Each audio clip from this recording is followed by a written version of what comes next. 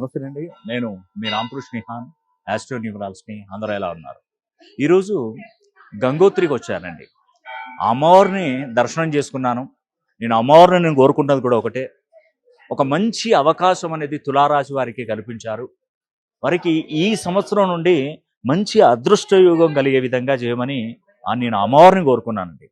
ఎందుకంటే వీళ్ళకు 2013 సంవత్సరం నుండి దాదాపుగా చాలా వరకు ఆర్థిక ఇబ్బందులు, సమస్యలు పెండింగ్‌లో ఉండడం, ఆర్థికంగా వెనకబడిపోవడం, డబ్బులన్నీ కూడా ఎక్కువగా ఖర్చయిపోవడం, ఇలా చాలా రకాల సమస్యలతో బాధపడుతున్నటువంటి వీరికి గురువు 9వ ఇంట్లోకి అడుగుపెట్టడం వాళ్ళ జీవితంలో ఒక మార్పు కలిగిందండి.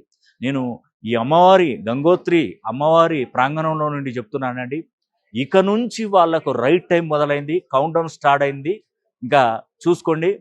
రూ. 100 బాండ్ పేపర్ మీద కూడా నేను రాసిస్తాను. వాళ్ళకి ఖచ్చితంగా మార్పు జరగాలి, జరిగి తీరవలసిందే. నేను అమ్మవారిని అనుగ్రహం కోరుకున్నది కూడా ఒకటే. వాళ్ళకు మంచి జరగాలి అని నేను ఆ అమ్మవారిని కోరుకోవడం జరిగింది. కాబట్టి అమ్మవారు నా మొర ఆలకిస్తారని నేను అనుకుంటున్నాను. ఎందుకంటే శాస్త్ర పురాణంలో ఏం తెలియజేస్తుందంటే, ఎప్పుడైనా కూడా మనం ఇతరుల గురించి భగవంతుని దగ్గర మనం కోరుకునే ఎడల వాళ్ళకు 100% మంచి జరుగుతుంది.